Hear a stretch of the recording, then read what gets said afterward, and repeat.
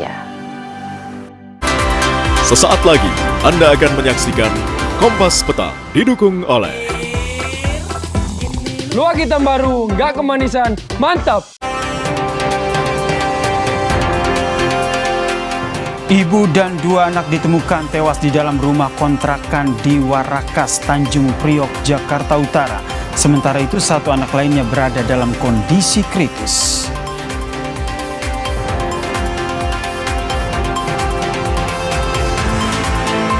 Sejumlah aktivis meminta polisi segera menangkap pelaku teror terhadap influencer dan aktivis. Hingga hari ini belum ada pelaku teror yang ditangkap.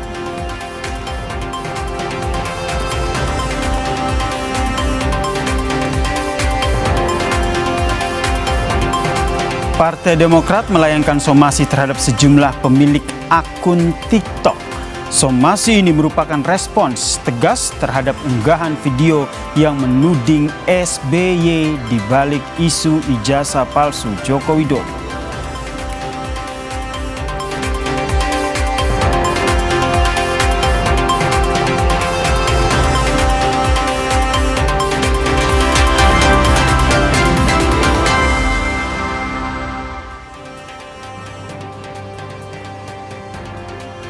Halo, apa kabar saudara? Masih dalam suasana tahun baru 2026. Selamat datang di program berita Kompas Petang di Kompas TV, independen, terpercaya. Saya Cindy Permadi. Dan saya Yasir Neneama. Informasi pertama kita awali dari kebakaran rumah yang terjadi di Jakarta Barat, saudara. Ada sebuah rumah makan di Palmerah, Jakarta Barat yang terbakar.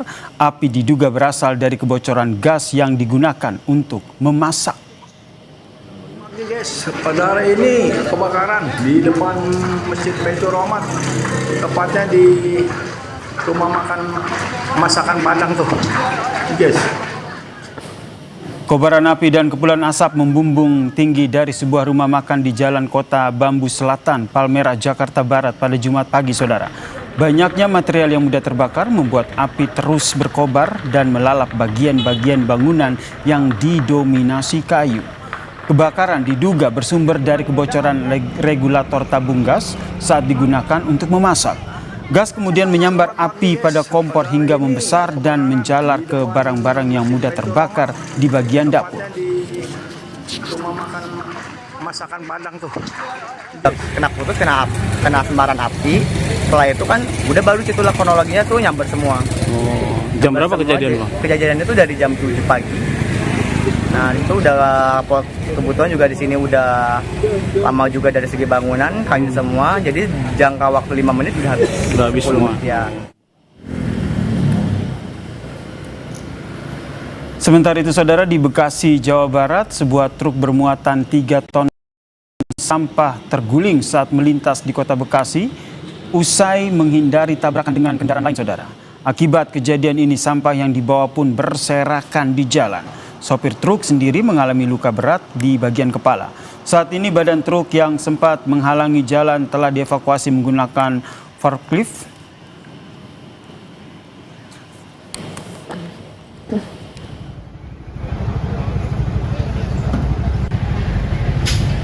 Kita ke sorotan lain. 3 dari 4 anggota keluarga ditemukan tewas dalam kondisi tidak wajar di dalam kamar rumah kontrakan di Jalan Warakas 8, Tanjung Priok, Jakarta Utara, Jumat pagi.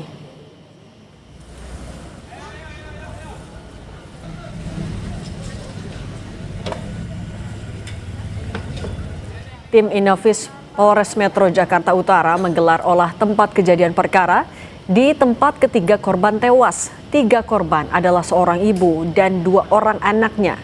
Sementara 1 anggota keluarga lainnya berusia 22 tahun kritis dan dibawa ke rumah sakit.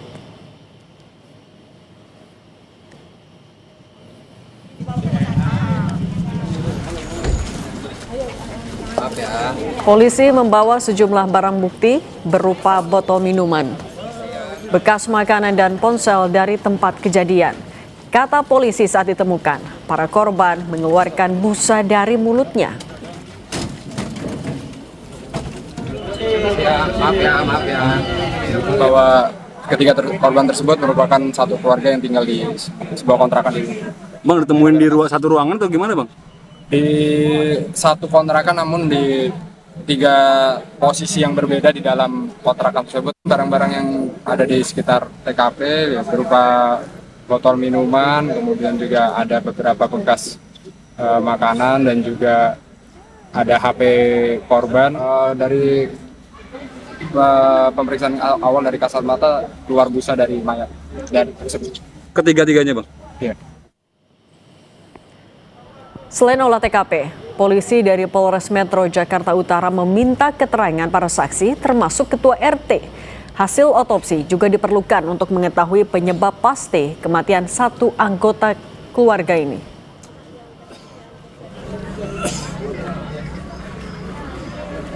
Informasi dari itu ada 4. Informasi dari tetangganya. Itu satu keluarga atau gimana, Pak? Satu keluarga. Pak, tahu nggak Dugaannya, konsumsi Pak? apa, Pak? Dugaan Dugaannya, Pak? konsumsinya apa, Pak? Gara-gara Saya kenapa nggak gitu? tahu ya. Saya nggak paham ya. Tak keracunan apa gitu, Pak? Karena orangnya juga jarang komunikasi dengan tetangga. Lalu apa dugaan sementara penyebab kematian para korban? Kita tanyakan ke jurnalis Kompas TV, Zevanya Situmeang, dan juru kamera Febri James. Zevanya, apa dugaan sementara penyebab kematian para korban?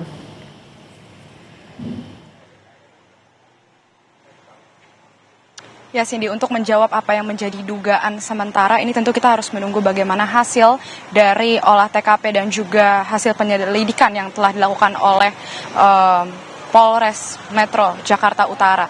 Tapi update yang bisa saya berikan ini adalah baru saja tadi saya lihat dari Puslap 4 Bareskrim Polri ini tadi tiba yang juga ditemani tim Inavis dari Polres Metro Jakarta Utara untuk kembali masuk ke dalam rumah yang ditemukannya satu keluarga keracunan begitu ya. Nah, sebelumnya tadi pagi hingga siang hari setelah korban berhasil dievakuasi sudah dilakukan olah TKP pertama oleh tim Inavis dari Polres Metro Jakarta Utara dan saat ini hari ini dilakukan lagi olah TKP yang dilakukan oleh Puslap 4 Bareskrim Polri, juga tim Inavis dari Polres Metro Jakarta Utara. Yang kami lihat tadi sebelum mereka masuk ke dalam rumah ini, ada beberapa barang bukti yang dibawa, yakni beberapa bungkus berwarna coklat, sekitar 3 hingga 5 bungkus berwarna coklat yang kami tidak bisa tahu apa isi di dalamnya. Lalu juga ada sebuah tas, ini tadi yang juga dibawa dari pantauan kami begitu ya. Lalu kemudian tidak lama Puslap 4 Bareskrim Polri bersama tim Inavis Polres Metro Jakarta Utara ini kemudian masuk ke dalam rumah. Kalau Anda lihat ini memang posisi rumah kontrakannya ini berada di tengah-tengah di mana di bagian kiri dan kanan rumah keluarga tersebut ini diapit oleh beberapa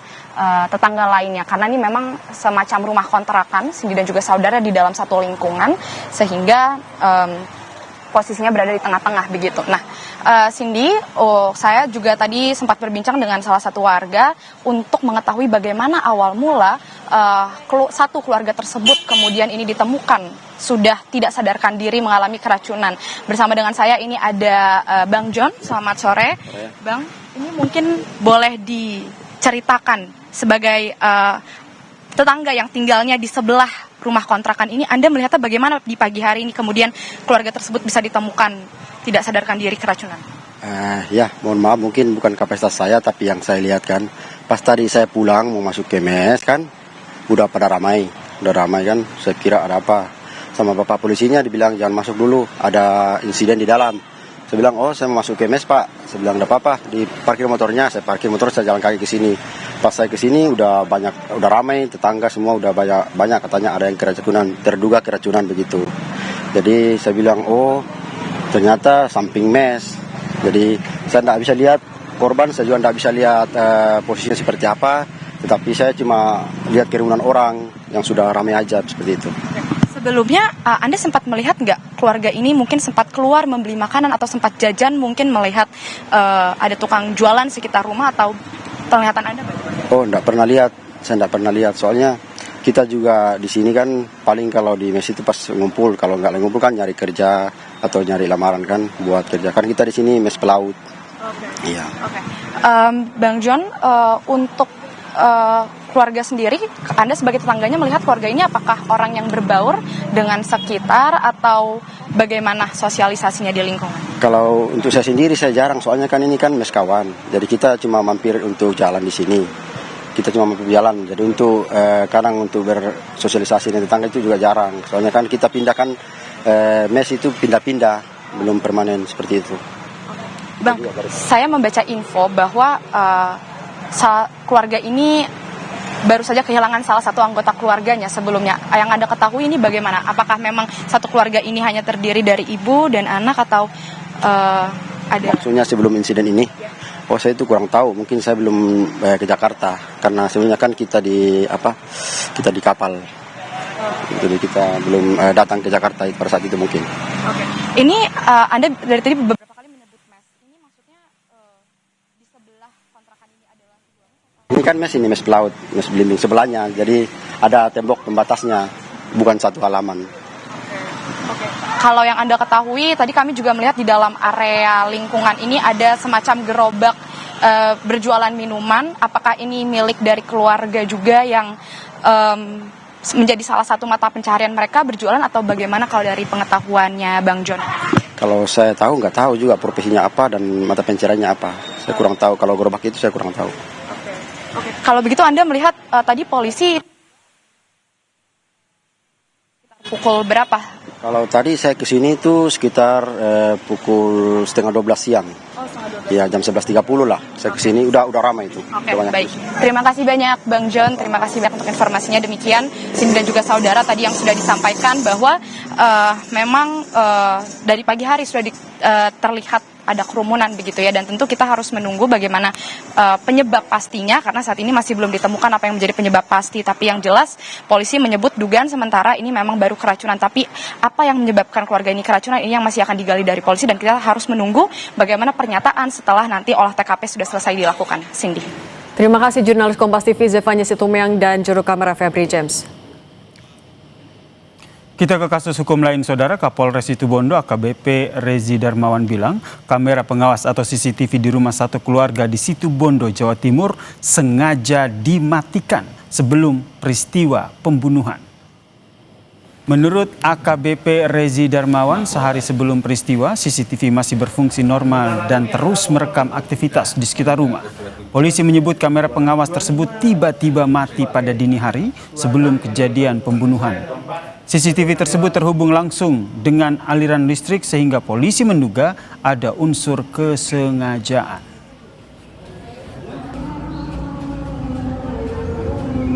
Hari Sabtu menjelang waktu tadi, menjelang dini hari tadi, CCTV tersebut berhenti merekam atau dalam kondisi mati yang kita duga sengaja dimatikan.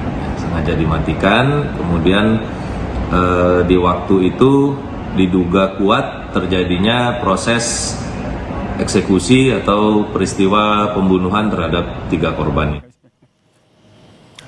Untuk mengungkap kasus tewasnya 3 orang yang merupakan satu keluarga di Situbondo, Jawa Timur, Saudara, polisi telah memeriksa 5 saksi.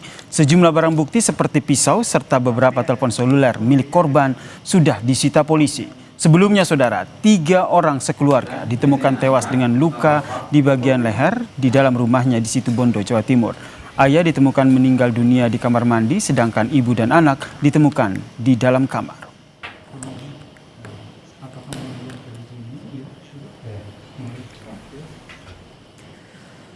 Hingga hari ke-8 pencarian, pelatih tim Putri B Valencia dan 2 anaknya belum ditemukan. Informasinya kami hadirkan usai jeda.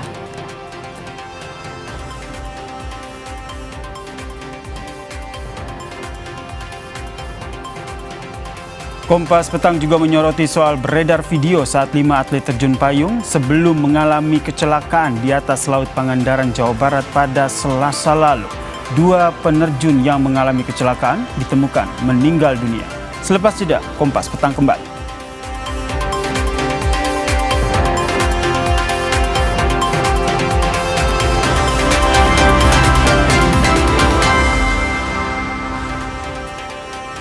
Terima kasih Anda masih menyaksikan Kompas Petang. Saudara, seorang atlet terjun payung yang hilang di perairan Pangandaran, Jawa Barat akhirnya ditemukan meninggal dunia oleh nelayan asal Cilacap pada Jumat pagi.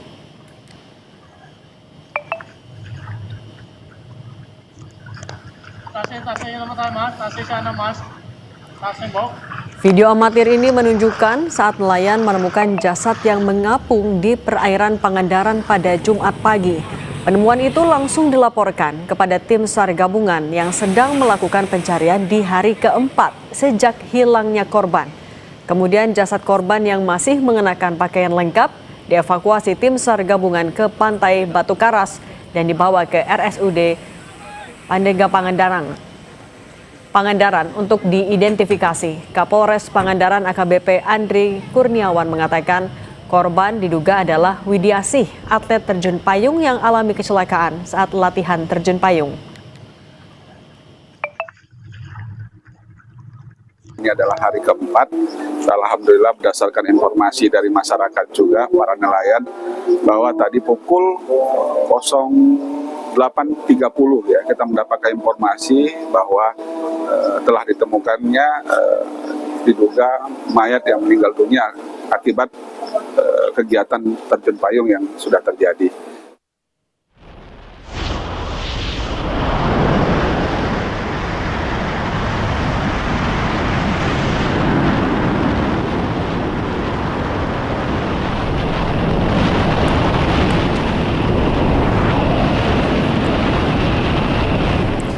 Ini adalah video 5 atlet terjun payung sebelum mengalami kecelakaan di atas Laut Pangandaran, Jawa Barat pada Selasa lalu.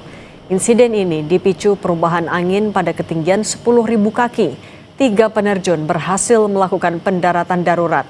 Sementara 2 penerjun yang mengalami kecelakaan ditemukan dalam kondisi meninggal dunia di perairan Pangandaran, Jawa Barat.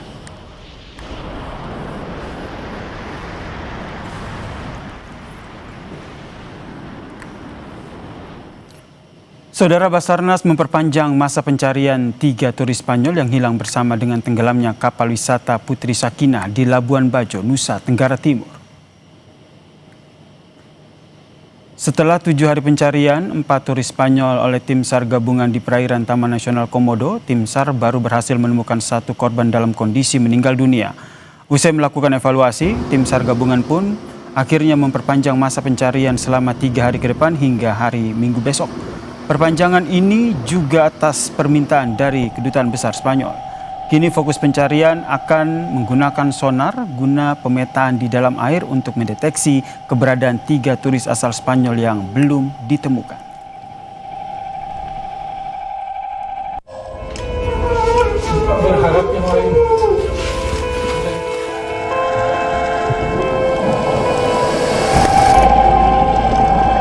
Pencarian 3 turis asal Spanyol, yakni pelatih tim Putri B, Valencia CF, dan 2 anaknya, yang tenggelam di perairan Tamalabuna, Bajo, NTT, memasuki hari ke-8 pencarian. Fokus pencarian saat ini dengan menggunakan sistem sonar dan drone bawah laut untuk mendeteksi korban hilang dan badan kapal. Arus bawah laut dan cuaca ekstrim pun masih jadi kendala pencarian. Kita akan berfokus pada pencarian dengan menggunakan sonar.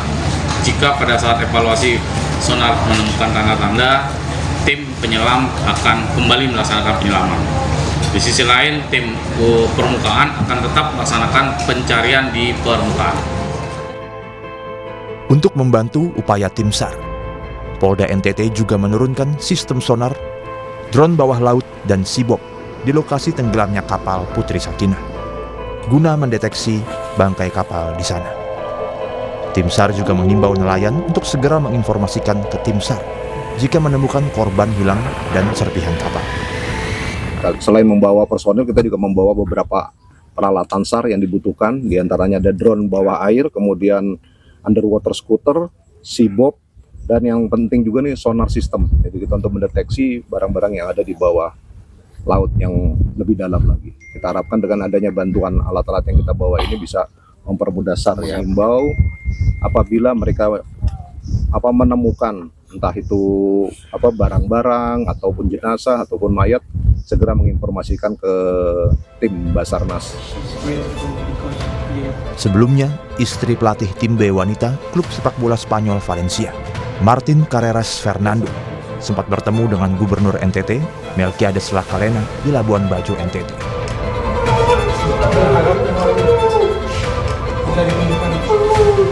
Sambil menangis, istri Martin Carreras meminta tim SAR agar segera dapat menemukan suami dan 2 anaknya, yang hingga kini masih jadi korban hilang di perairan Labuan Bajo.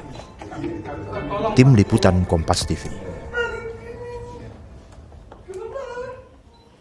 Lalu bagaimana update pencarian 3 warga negara Spanyol yang hingga kini belum ditemukan? Kita tanyakan kepada Gubernur Nusa Tenggara Timur, Melquiades Lakalena. Selamat petang, Pak Melki.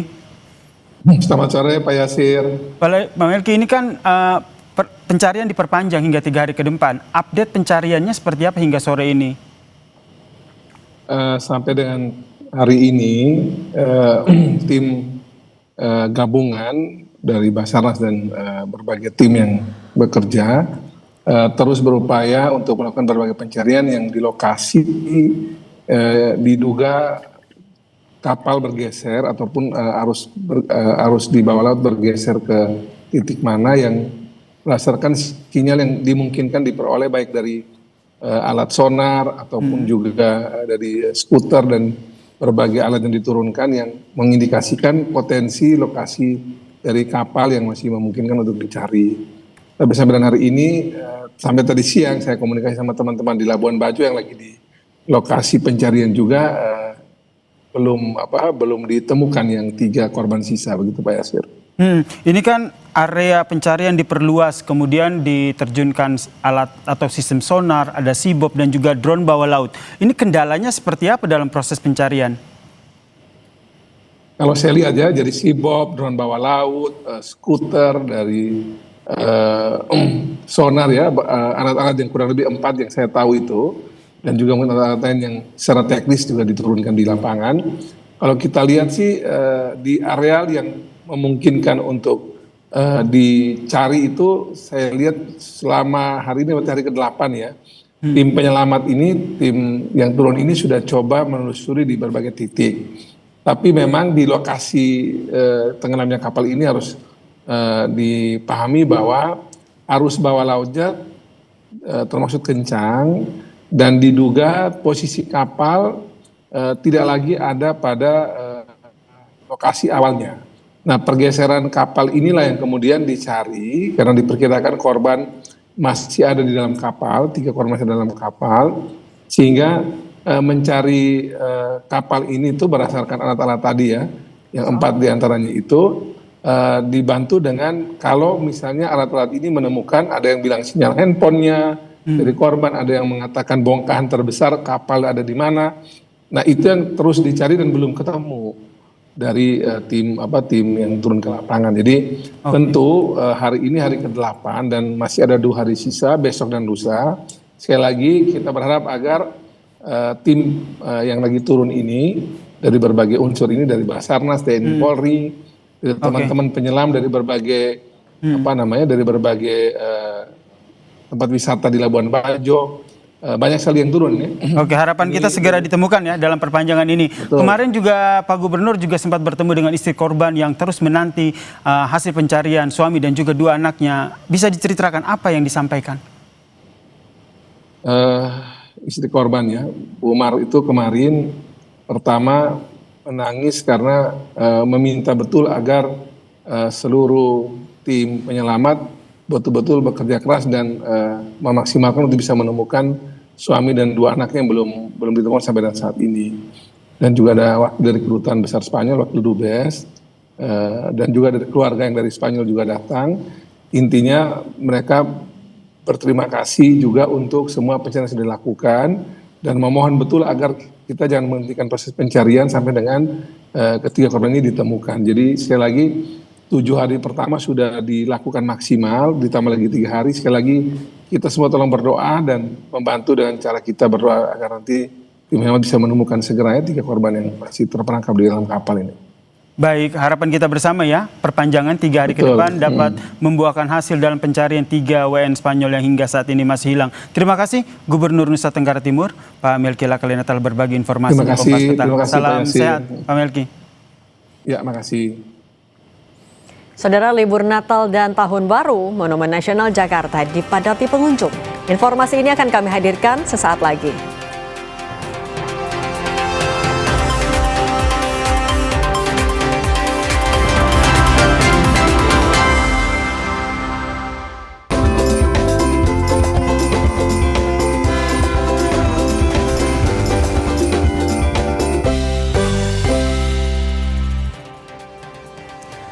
Saudara, libur Natal dan Tahun Baru, Monumen Nasional Jakarta dipadati pengunjung.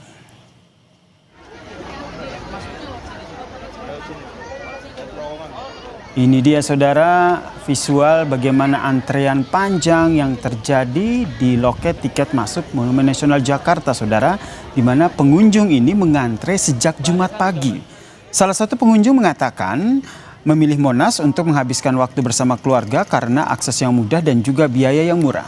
Monumen Nasional tentu jadi salah satu pilihan destinasi favorit warga Jakarta dan sekitarnya di libur Natal dan Tahun Baru. Di Monas, pengunjung bisa menikmati suasana taman serta fasilitas kereta wisata.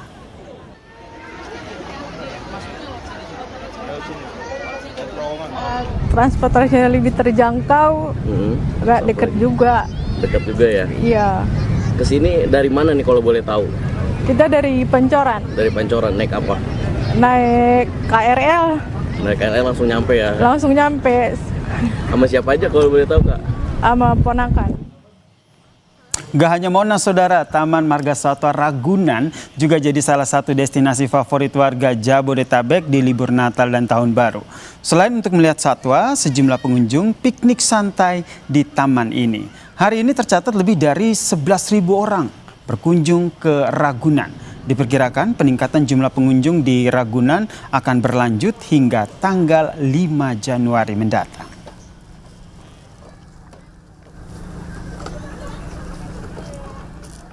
Prediksi kami sampai tanggal 5 itu masih akan terus ramai ya.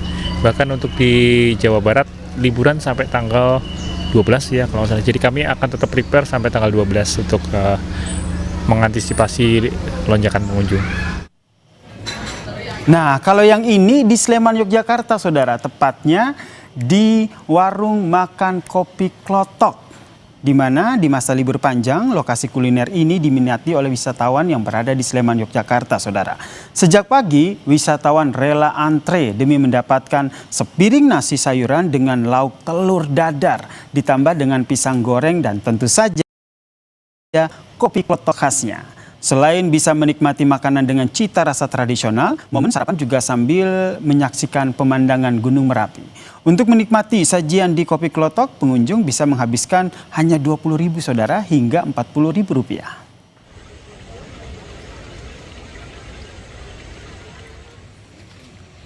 Kuenya bagus ya. Kuenya bagus ya. Kopinya gimana Pak? Kopinya sebentar. Mantap kok. Wah, siap.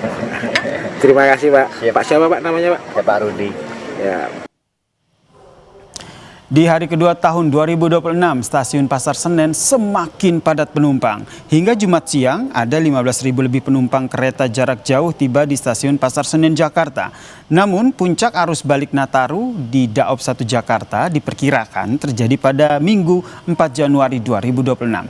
Hingga Jumat ini, saudara, sudah ada 48.000 lebih tiket yang terjual untuk kedatangan di Daop 1 Jakarta.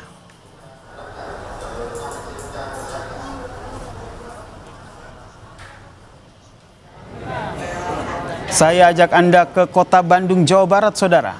Di sana wisatawan memanfaatkan hari-hari terakhir liburan dengan berwisata kuliner. Nah, salah satu destinasi favorit yakni rumah makan khas Sunda di kawasan Balong Gede yang sudah ada sejak tahun 80-an, saudara. Salah satu daya tarik utama restoran ini adalah sambalnya yang terkenal pedas dan tentu saja segar.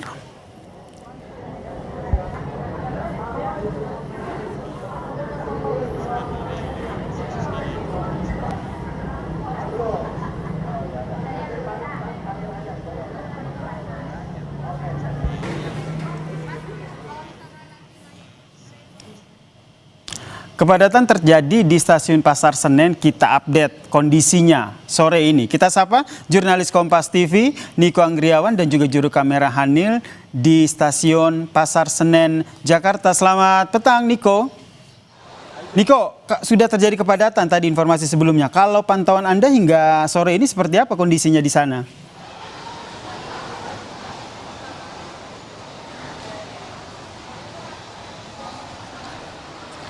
Ya, situasi terkini di stasiun Pasar Senen, Jakarta ini masih terpantau ramai oleh calon penumpang yang ingin keluar dari Jakarta untuk melakukan libur Natal dan Tahun Baru. Kalau misalnya berdasarkan pantauan kami saat ini, ratusan penumpang ini masih memadati ruang tunggu di stasiun Pasar Senen, Jakarta untuk nantinya mereka akan melakukan perjalanan ke luar Jakarta menggunakan kereta api. Dan kalau di ruang tunggu di saat ini di belakang saya ini juga sudah dipadati oleh calon penumpang yang mereka ini menuju ke daerah yang berbeda-beda seperti itu.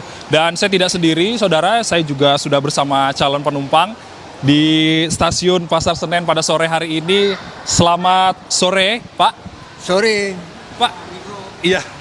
Ini pakaiannya luar biasa cerah, sangat-sangat terlihat gembira sekali. Ini mau perjalanan ke Pak? Oh, pertama kali ini dengan Pak siapa? Pak Roy. Oke, Pak Roy, bisa cerita dikit dengan Kompas TV pada sore hari ini, Pak? Ini mau kemana nih, Pak? Pak Roy dan anak saya 2 ini mau ke Malang. Mau ke Malang. Sudah liburan tahun baru dan Natal kemarin, mau kembali sekolah di Malang. Oh, kembali sekolah di Malang. Oke, Pak Roy, kenapa sih mau menggunakan kereta api sebagai sarana untuk kembali ke Malang, Pak? Ada 3 faktor. Yang pertama adalah aman, ya, aman dibanding transportasi yang lain, lebih aman. Yang kedua nyaman, ya udah nyaman. Sejak Pak Jonan ini kereta api mulai nyaman, gitu. Kemudian yang ketiga harga kompetitif, dapat promo lagi. Makasih. Oke. Kalau dari sisi Pak Roy sendiri, Pak, kenapa kereta api di stasiun Senen ini bagaimana Pak pelayanannya, Pak? Bagus. Bagus ya. Bagus dan ramah ya, bagus dan ramah. Ya cuma parkirnya aja yang agak Oh gitu. agak penuh ya. Pak Roy, kalau misalnya di Jakarta udah berapa lama, Pak? Saya udah 10 tahunan. Ya. Liburan kemana aja? Sudah kemana aja, Pak, liburan? Liburan kita sering ke Semarang, ke Jogja, ke Bandung. Cuma ini sekarang antar anak ke Malang gitu. Nah. Oke, terima kasih Pak Roy atas waktunya bersama Kompas TV. Lanjut Pak. Terima kasih Pak, terima kasih. Semoga sehat terus Pak Roy. Silakan dilanjut aktivitasnya kembali. Dan itu saudara wawancara kami dengan calon penumpang kereta api yang ingin menuju ke Malang. Dan rencananya berdasarkan data yang telah kami himpun di stasiun Pasar Senen ini pada hari ini angka keberangkatan ini mencapai 14.000 keberangkatan untuk hari ini. Dan kedatangan pun lebih banyak dengan selisih 1.000 penumpang.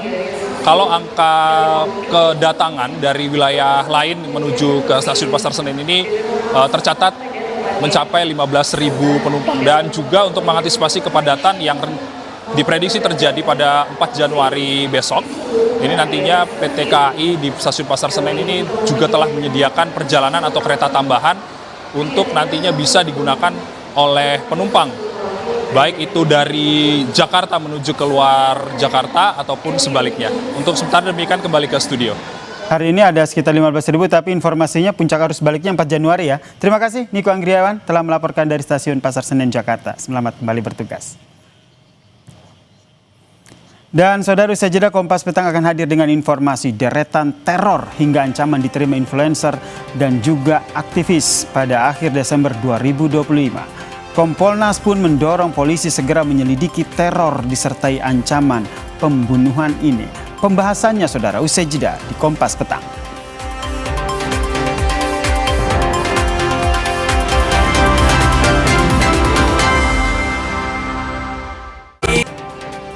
Kompas Petang kami lanjutkan, saya Sini Permadi. Saudara, deretan teror hingga ancaman diterima influencer dan aktivis pada akhir Desember 2025. Kompolnas mengecam tindakan ini dan mendorong polisi segera menyelidiki teror disertai ancaman pembunuhan. Ternyata mobilnya juga dicoret atau dipiloks warna merah. Deretan teror hingga ancaman diterima influencer dan aktivis akhir Desember 2025. Ramon Doni Adam alias DJ Doni mendapat 2 kali teror, tanggal 29 dan 31 Desember 2025. Bahkan di tanggal 31 Desember 2025, 2 pelaku melempar bom molotov ke rumah korban. DJ Doni bilang ini bukan lagi masuk kategori teror, melainkan ancaman pembunuhan sehingga dirinya melaporkan kejadian ini ke polisi. Buka di dalamnya itu jadi ada kertas 3 lembar ancamannya jika kamu masih bersuara di media sosial, nasib kamu akan seperti ayam ini. Nah, bom molotov itu setelah dinyalakan langsung dilempar, untungnya bom molotov itu disumbunya mati.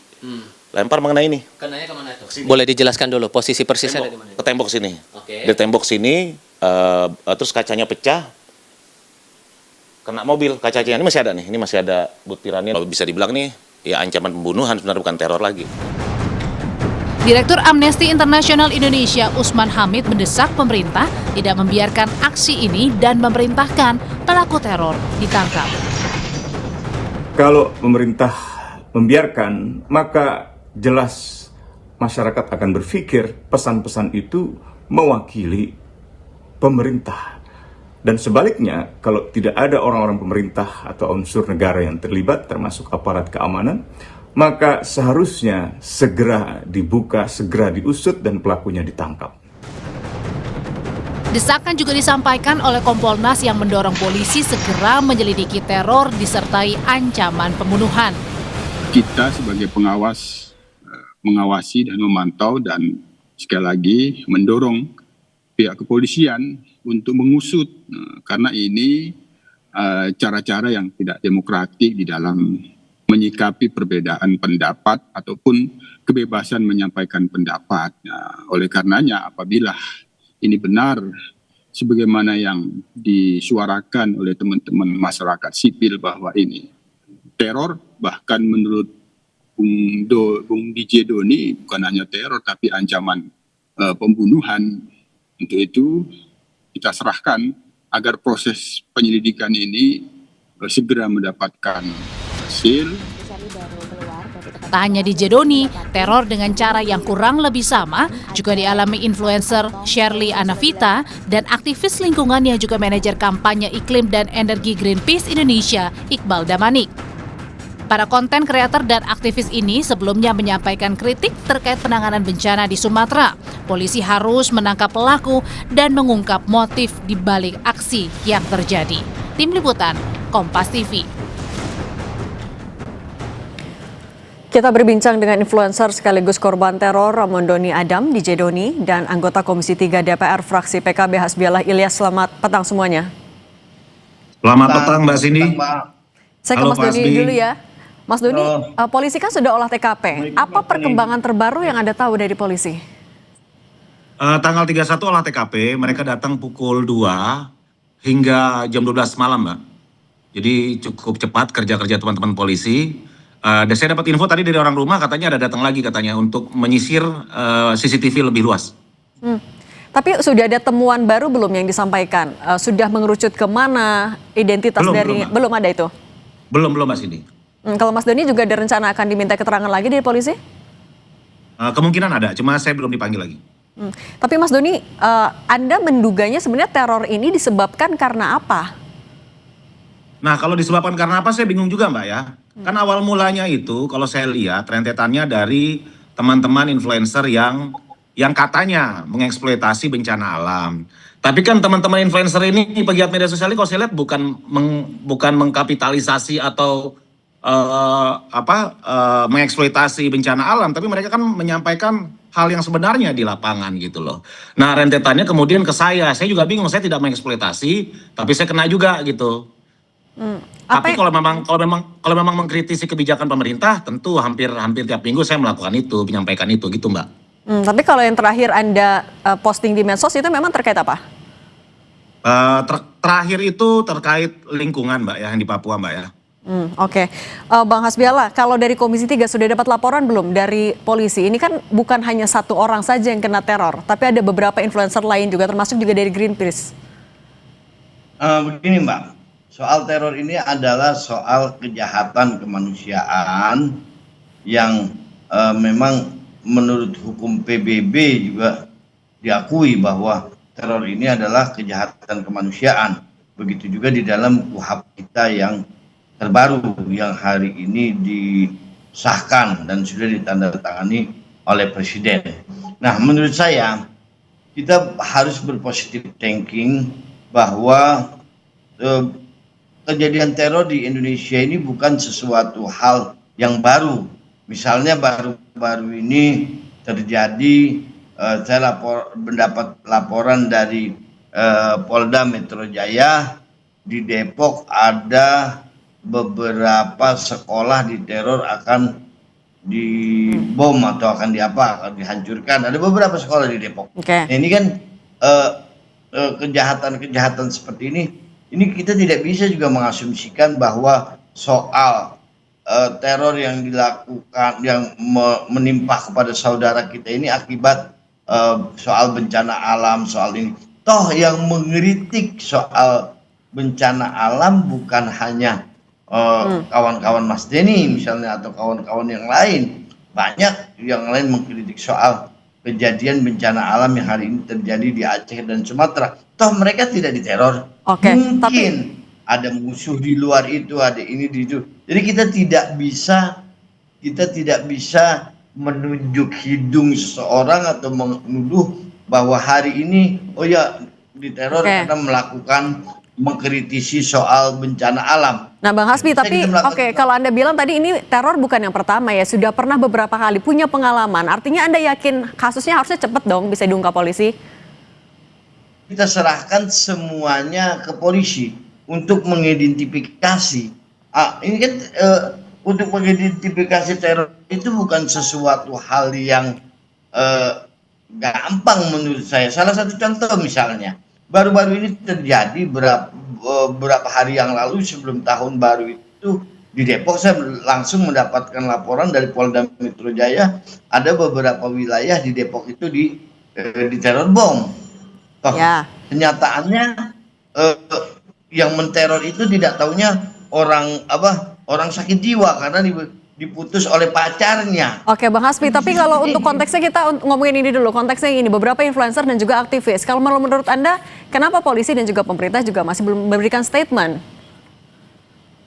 Ya, bagaimana pemerintah melakukan statement, kepolisian ya terutama. Bagaimana kepolisian memberikan statement, padahal sampai hari ini polisi belum melakukan identifikasi. Harus melakukan identifikasi dulu, harus melakukan penyelidikan dulu, baru setelah itu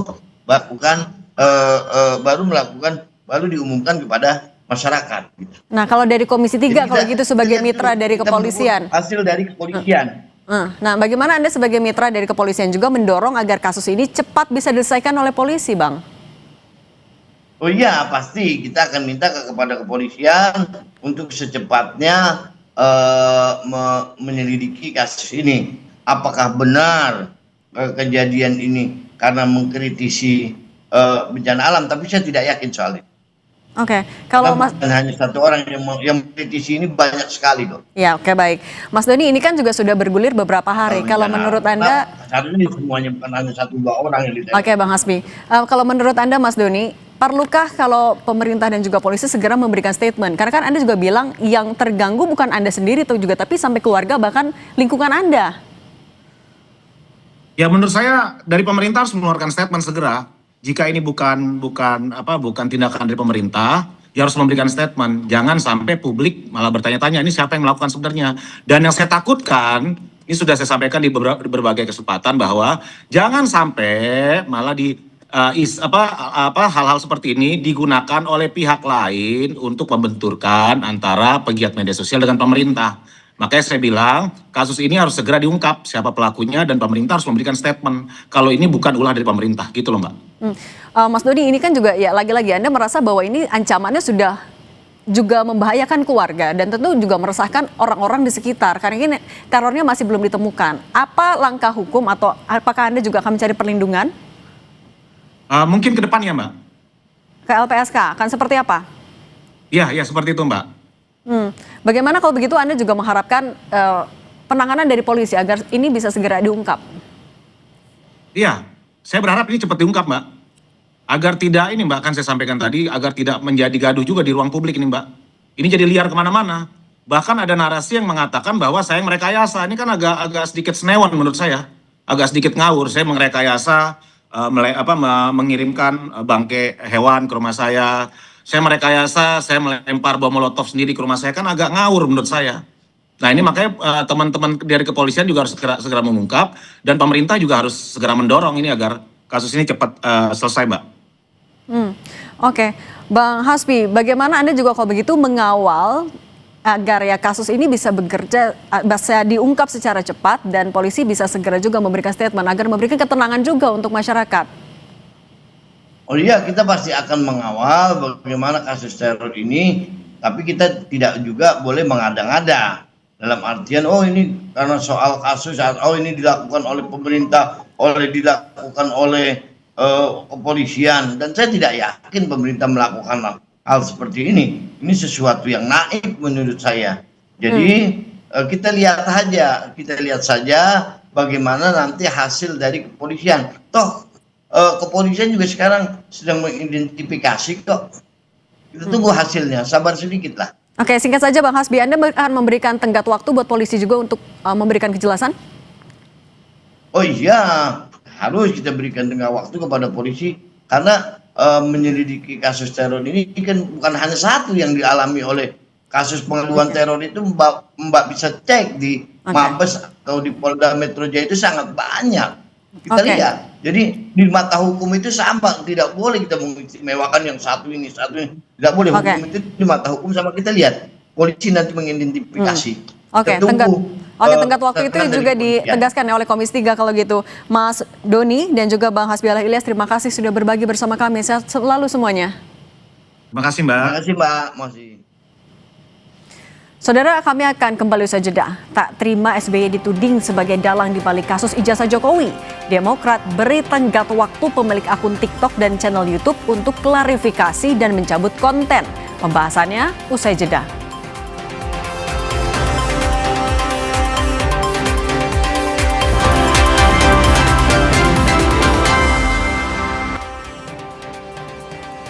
Saudara, Partai Demokrat resmi melayangkan somasi terhadap pemilik akun TikTok berinisial SWBP. Somasi ini merupakan respons tegas terhadap unggahan video yang menuding SBY sebagai dalang di balik isu ijazah palsu Jokowi. Pak SBY tidak terlibat dan tidak pernah berada di balik isu ijazah Pak Jokowi.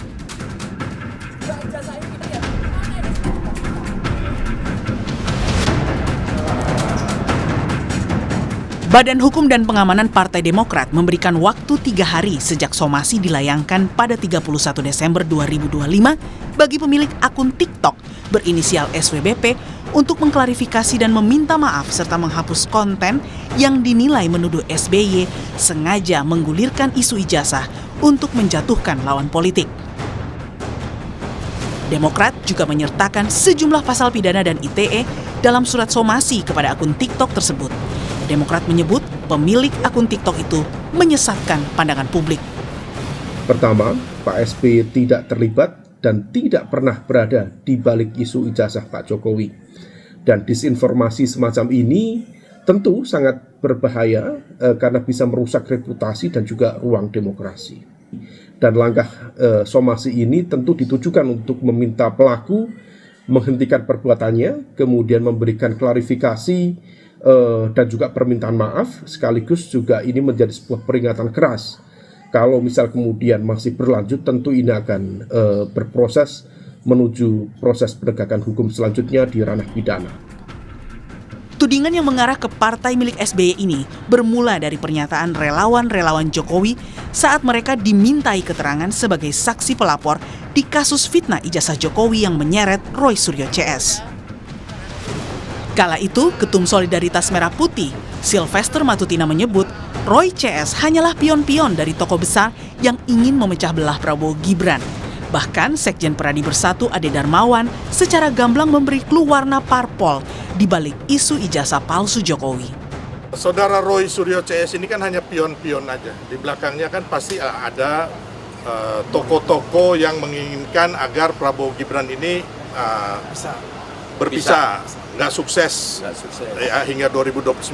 Mereka ingin menggantikan dengan anaknya atau orangnya. Ini mantan-mantan petinggi di Republik ini nih. Challenge saja, mencari pemikiran sendiri, berpikir masyarakat sendiri. Bahwa siapa sih kira-kira dalangnya gitu loh. Nah, saat ini saya berbaju apa?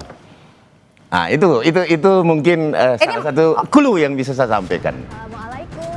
Tak hanya relawan, keyakinan soal adanya motif politik di balik kasus ijazah juga diamini Jokowi. Lebih dari sekali, Jokowi menyatakan jika kasus ijazah yang bertahun-tahun bergulir sebagai sebuah operasi politik. Yang saya lihat ini memang ada agenda besar politik, ada operasi politik yang sehingga bisa sampai bertahun-tahun nggak rampung-rampung karena keinginan mereka untuk mendowngrade, menurunkan reputasi yang saya miliki meskipun saya nggak merasa punya reputasi apa-apa. Isu ada Demokrat di balik kasus ijazah Jokowi kian kencang berhembus kala politisi Demokrat Benika Harman menyindir ijazah palsu dalam rapat balik di DPR. Kala itu, Beni membandingkan sikap berani Hakim MK Arsul Sani yang berani memperlihatkan ijazah aslinya ke publik untuk menangkis tudingan ijazah palsu. Tim Liputan, Kompas TV. Sebenarnya, tudingan orang besar dan Partai Biru sebagai dalang kasus ijazah Jokowi sudah sejak lama dihembuskan sejumlah relawan Jokowi. Namun kala itu, pihak Demokrat masih sebatas mengeluarkan pernyataan bantahan. Nah, lalu ada apa? Demokrat kali ini memilih somasi pemilik akun TikTok yang dinilai menuduh SBY. Siapa sebenarnya yang disasar Demokrat?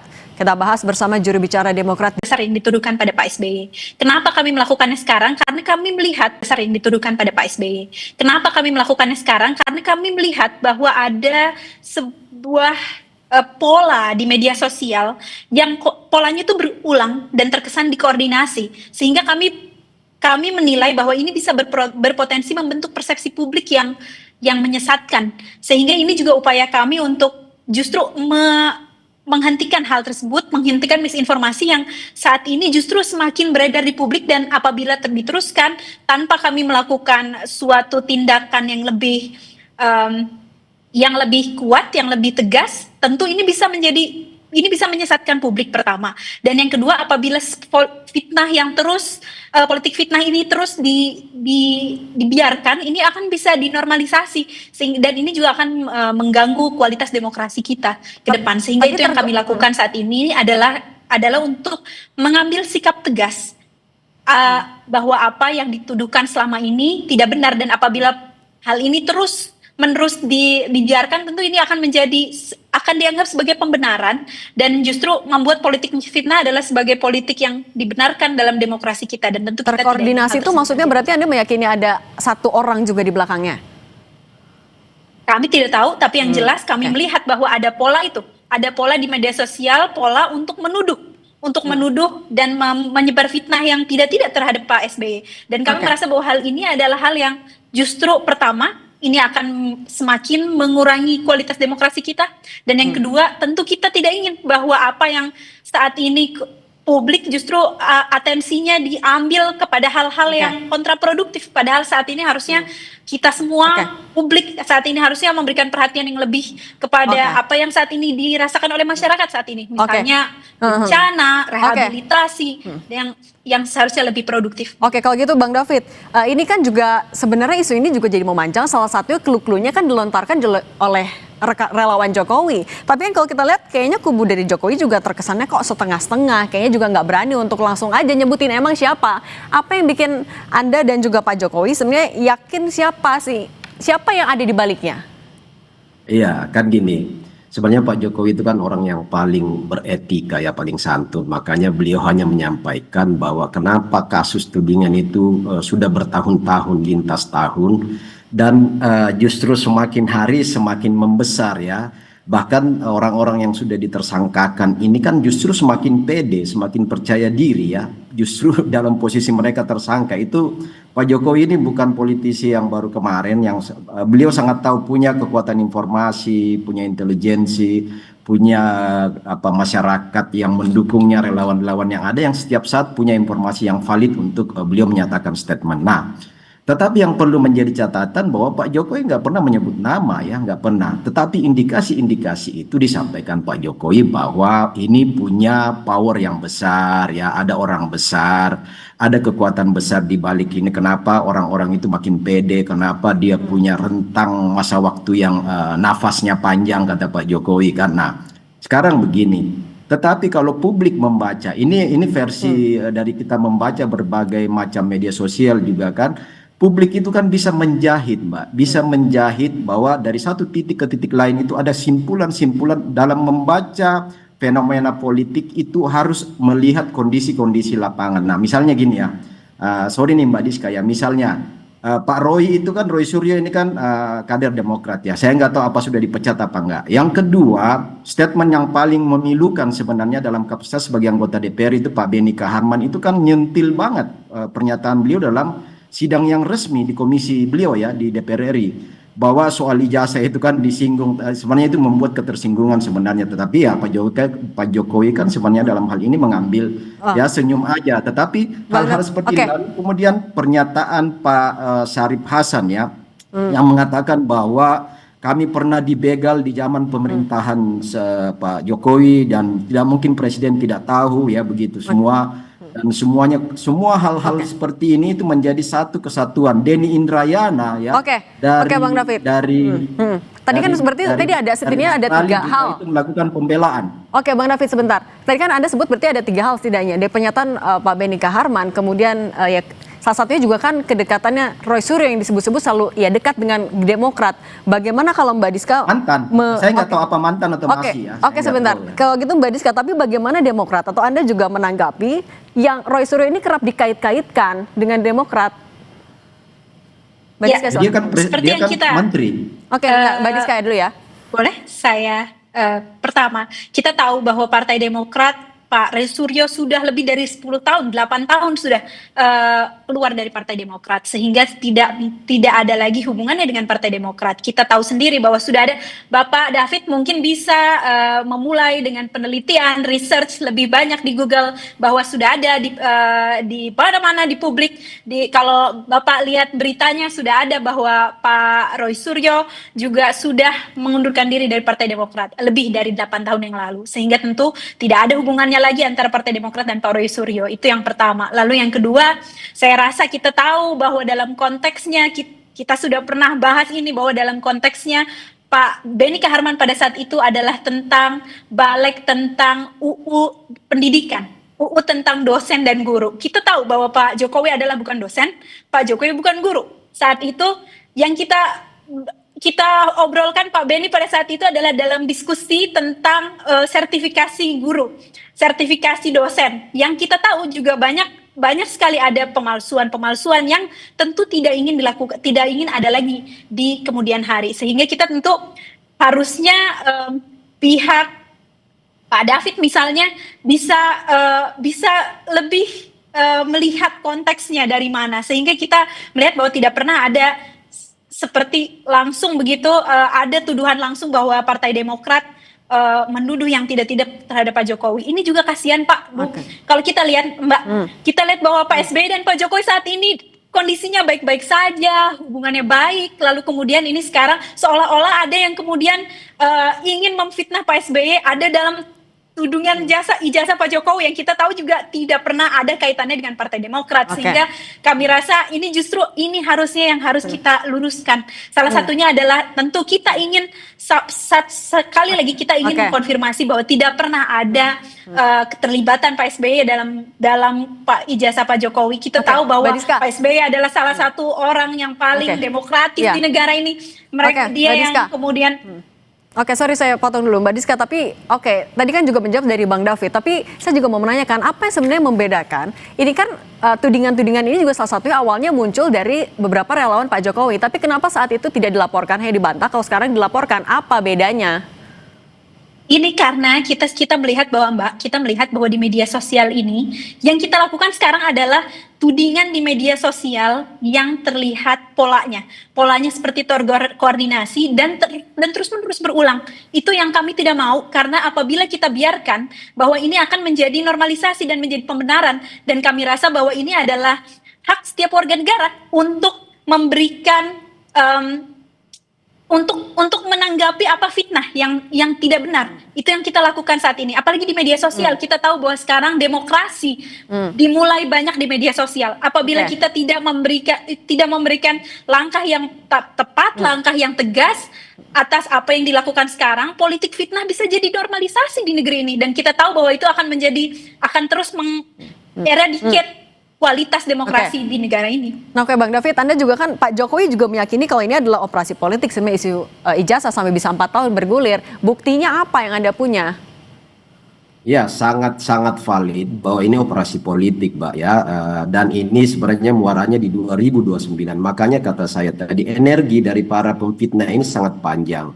Dan Pak Jokowi sudah men-state bahwa ada orang besar di balik ini, tetapi nggak pernah menuding siapa orang besar itu, tetapi indikasi bahwa itu juga sudah tercium, itu sangat valid. Nah, problemnya hari ini adalah kalau orang-orang yang tidak ingin misalnya itu dikaitkan dengan partainya, maka juga statement-statement yang dikeluar dari mulut para politisi di partai mereka itu jangan membuat publik menilai ke sana, kan seperti orang-orang yang saya sebut tadi, kan itu kan menjadi tangkapan publik nih Mbak ya, termasuk media kan. Media kan memberi judul hari. Tapi dengan hanya memberikan clue-clue ini bukannya malah jadi bola liar? Nah, justru itu Mbak. Makanya gini, sebagai politisi-politisi yang bagian dari orang-orang yang katakanlah itu orang-orang negarawan semua ya, harusnya bijak di dalam berstatement sehingga publik tidak menangkap bahwa ternyata yang dimaksud oleh Pak Jokowi, orang besar, ada kekuatan politik di balik ini adalah partai itu ya misalnya. Karena statement mereka itu semua statement sindiran, nyinyir ya, dan membenarkan, seolah-olah membenarkan langkah-langkah yang dilakukan oleh Roy Suryo CS. Nah, itu yang tidak benar. Justru kalau mau mereka bagian dari orang-orang yang disebut negarawan, harusnya justru ikut untuk menyatakan bahwa itu semua Bang David, tapi agar narasi ini juga kalau gitu nggak berkepanjangan, berarti orang besar yang dimaksud tuh siapa? Nah, tadi saya katakan gini kan, kita juga tidak ingin langsung menuding batang hidung, tetapi dalam politik itu fenomena itu selalu menunjukkan pada satu validitas ya, sebuah fakta. Itu tadi yang saya katakan, ada benang merah di balik semua itu dari setiap orang-orang yang melakukan statement, melakukan penekanan ya, melakukan pembelaan, bahkan senada dengan apa yang dilakukan oleh Roy Suryo CS. Nah, itu semua yang membuat jangan salahkan publik kalau menuding bahwa orang yang besar yang dimaksud itu adalah si itu atau partai itu. Nah, ini yang saya mau katakan, itu memang harus lebih bijak di dalam setiap statement, bahkan kalau perlu sesama orang-orang yang katakanlah pernah memimpin republik ini, kalau itu indikasinya bahwa itu salah satu mantan wapres, harusnya saling membela, punya solidaritas terhadap sesama mantan pimpinan negara untuk mengatakan bahwa langkah-langkah ini nggak benar. Bang David, tadi kan Anda menyebutkan juga soal ada benang merahnya, makanya tudingannya ke arah sana. Mbak Diska, bagaimana Anda menanggapi tudingan benang merah itu? Kita sudah bilang, Mbak, dari tadi kita sudah mengkonfirmasi berkali-kali bahwa tidak pernah ada hubungan antara Pak SBY dengan kasus ijazah Pak Jokowi. Yang selama ini kita lakukan adalah kita justru selalu dikait-kaitkan karena dianggap cocok logi dan menyindir begitu kan. Padahal kan yang menyindir itu kita, Mbak. Sekarang saya tanya sama Pak David. Pak David percaya bahwa Pak Jokowi ijazahnya benar, betul? Oh ya asli, kan Asli kan? sudah Betul. indikasi dari Lalu kepolisian kenapa sudah, kan? lalu kenapa Pak David merasa tersinggung apabila ada orang lain kemudian berbicara tentang ijazah palsu dalam konteks dosen dan guru, tidak tentang pemilu, tidak tentang presiden, lalu kemudian merasa tersindir tentang hal itu. Saya rasa itu juga kita itu adalah salah satu hal yang menurut saya semakin memperlihatkan bahwa sebetulnya ada apa ini, kenapa lalu kemudian semua hal kemudian tersindir, lalu kemudian selalu menuduh-nuduh selalu kepada Partai Demokrat, termasuk dengan Partai Biru dan segala macam. Dan itulah yang tentu kami tidak ingin terus berlarut-larut, karena kami tahu bahwa ini adalah politik fitnah yang tidak berdasar sehingga harus diluruskan. Dan kami tahu bahwa saat ini kita tidak mau, ini akan terus, apalagi kita tahu Pak Jokowi dan Pak SBY saat ini sangat baik hubungannya. Jangan sampai justru oleh orang-orang di sekitarnya dengan hal-hal yang seperti menuduh-menuduh ini justru malah semakin mengurangi kredibilitas Pak Jokowi, justru mengurangi kredibilitas Pak Jokowi, padahal beberapa kali Pak Jokowi bilang bahwa Mbak Diska sudah kami tangkap. Membantah Pak SBY. Oke, Mbak Diska, terima kasih. Juru bicara Demokrat dan Bang David Pajuh, relawan Pak Jokowi, terima kasih sudah berbagi bersama kami selalu. Saudara, di Kota Bandung, Jawa Barat, wisatawan memanfaatkan hari-hari terakhir liburan dengan berwisata kuliner. Informasi ini akan kami hadirkan sesaat lagi.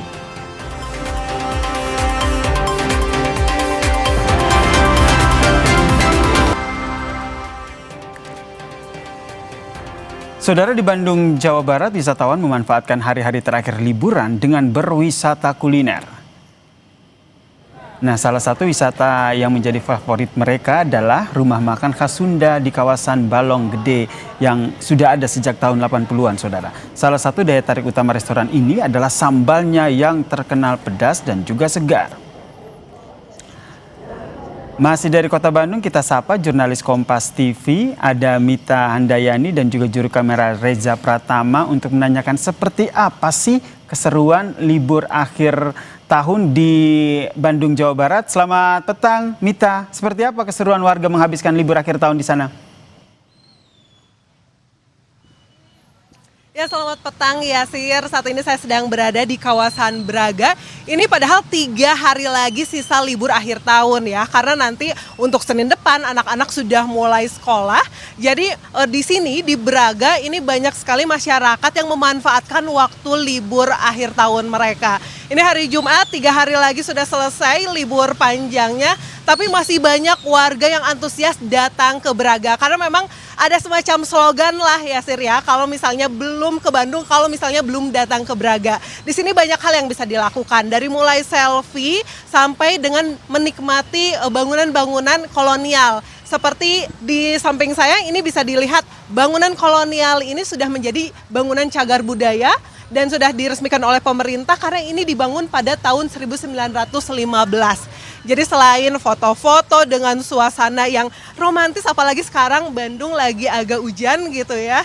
Terus di sini juga bisa menikmati lukisan-lukisan hasil karya dari warga Braga yang ada di sini.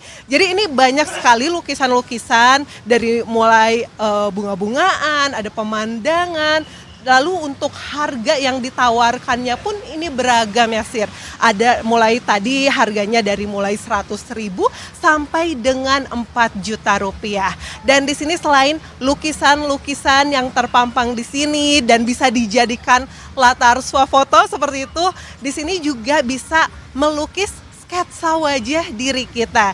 Jadi tadi saya sempat melihat di sini ada sketsa wajah gitu dari seniman dari Braga ini. Ada di sini sketsa Kang Ruli tadi saya. Nah, ini beliau Kang Ruli sedang mensketsa salah satu wisatawan yang ada di sini. Ini nampaknya memang serius sekali ya. Kang Yasir punten, boleh nggak ngobrol sebentar? Nggak apa-apa. Kang, ini sudah berapa lama sih melukis sketsa wajah? Kalau di Braga sendiri ada dari tahun 2000-an. Jadi ini sudah 20 tahunan lebih ya. Untuk harga sendiri berapa nih yang ditawarkan kepada para wisatawan? Kalau satu sketsa gitu hanya 100 saja. 100.000, 10 sampai 15 menit paling lama udah selesai ya. Dalam waktu 10 sampai 15 menit ini sudah langsung jadi. Nah, kalau misalnya saat ini kan lagi libur panjang. Libur Natal, Tahun Baru. Banyak nggak sih para wisatawan yang ingin dilukis di sketsa gitu wajahnya? Kalau liburan gini ya lumayan sih. Dari luar kota pada berkunjung ke Bandung. Banyak yang ingin untuk oleh-oleh. Oleh-oleh. Oke, terima kasih Kang Rusli sudah berbincang dengan kami. Nah, itu tadi untuk keseruan di Kota Braga, di Braga ini banyak sekali yang bisa dilakukan dan ini masih ramai sekali oleh para wisatawan yang ada di Kota Bandung. Kembali ke Anda. Menarik nih ya kalau ke Bandung kita ke Braga untuk sketsa wajah kita di sana. Terima kasih Mita Andayani dan juga juru kamera Reza Pratama atas informasinya dari Bandung, Jawa Barat.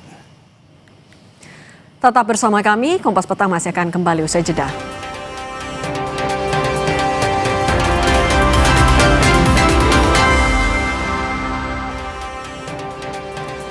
Tiga dari 4 anggota keluarga ditemukan tewas dalam kondisi tidak wajar di dalam rumah kontrakan di Jalan Warakas 8, Tanjung Priok, Jakarta Utara, Jumat pagi. Tim Inafis Polres Metro Jakarta Utara menggelar olah TKP di tempat ketiga korban tewas. 3 korban adalah seorang ibu dan 2 orang anaknya.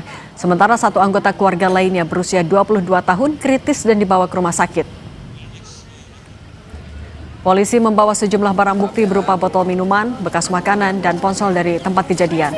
Kata polisi saat ditemukan, para korban mengeluarkan busa dari mulutnya.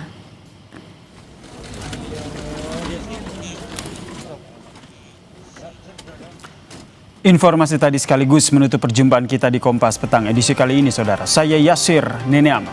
Saya Cindy Permadi. Terima kasih. Sampai jumpa.